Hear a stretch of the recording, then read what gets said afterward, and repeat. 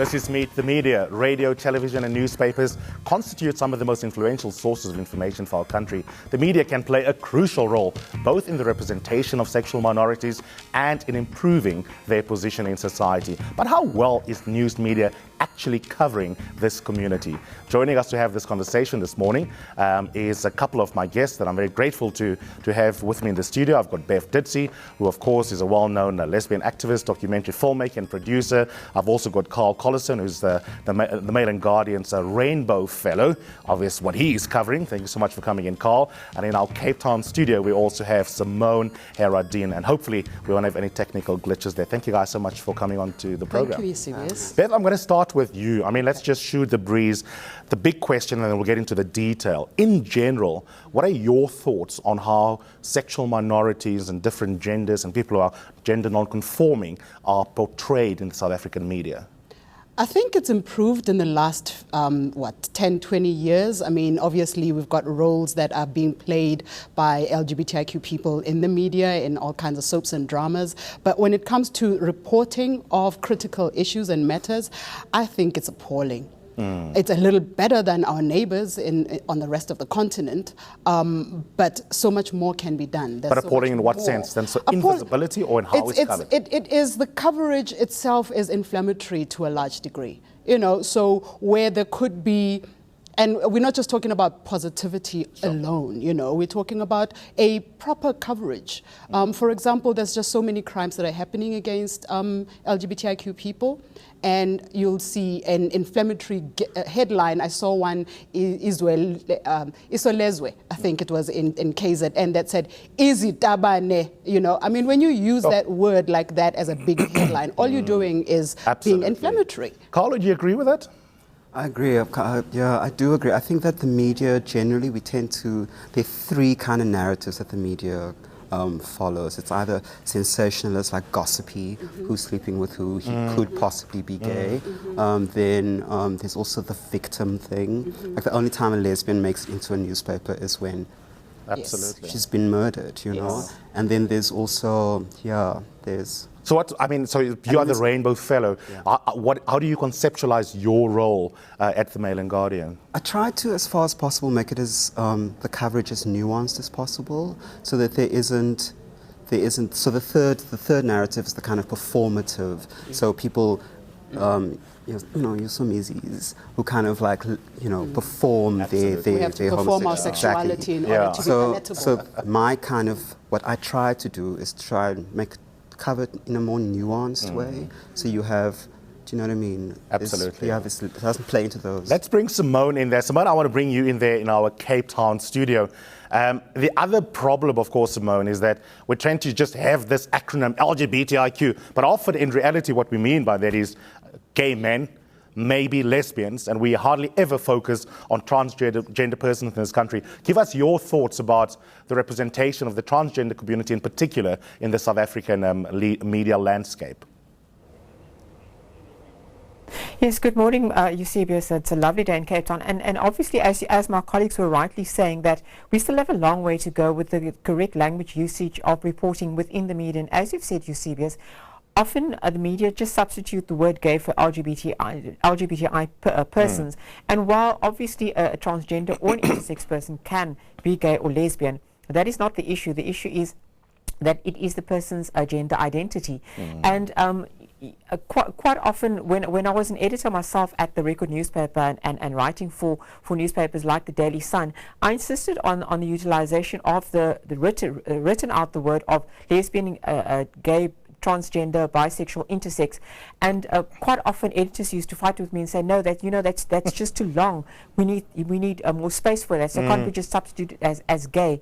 And wow. I always stood for the fact that you cannot just substitute a word for it, because that's not the actual meaning, and you're actually also misinforming the public. Absolutely. I'm going to bring you in here, Bev. I don't think you heard what Simone said there, but her point was that sometimes you get editors who don't even want to write out what the acronym actually means and saying, can't we just use the word gay? Yes. And that speaks exactly to the way in which we even conflate everyone who's not heteronormative. Basically, that's what we mean, as if there isn't interesting and important detail and differences within our community. There's so little that is known about this community. I mean, we are considered just one homogenous community of people who all do the same thing, who go to the same places. We are so diverse. And until we get to a point where there's a little bit more education, particularly with media practitioners. I mean, the fact that you do not even understand the difference between intersex and trans. Absolutely. And what those difficulties and what the challenges are, which are all completely different and sometimes not so completely different. We have within our own communities where even our own people also struggle to understand our own different nuances, you know. Yeah. And that is a big issue when we have to attempt to educate everyone about the difference between sexual orientation, gender identity, and gender expression. And those are also quite different from each other, even though they're all interlinked. Absolutely. You know, and the fact that within the heteronormative community and the heterosexuals themselves, there's so much that is variables, and people just seem to think that there should be, or there is this just narrow way of being. You know, we are all so diverse that we cannot be called the same community, for example, and yet we are, just because we are sexual minorities. Carl, talk to us a little bit about what it's like being in the newsroom, having this kind of beat. Is it hard to get your stories out?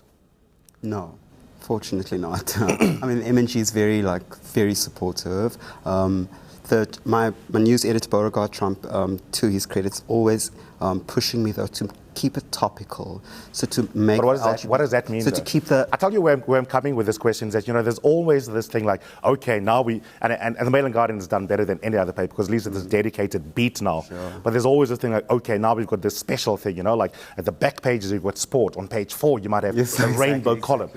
How hard is it? Because I've had a version of this with some science journalists who say, you know, the day I have a science story that will be on the front page, I will really go, yes. Yeah. Is it hard for you to get prominence in terms of the positionality? Not really, fortunately, like you said, because they're very, very supportive. It's just that we try to keep it as. So say, for example, Donald Trump is elected, right? So what is the... Yes. So what will be the effect, possible knock-on effect for us as LGBTIQ people in Africa? So to kind of explore those, to bring the LGBTIQ into a mainstream kind of, do you know what I mean? Absolutely. So not to keep it separate, special things. How about you, Simone? I mean, when it comes to community papers, for example, is it easier to not have to justify the importance and the centrality of identity, or do you still have to fight for your angles, for your stories, for your positionality? In community newspapers and local newspapers, I think we sit with exactly the same fight as in the so-called bigger papers or mainstream media.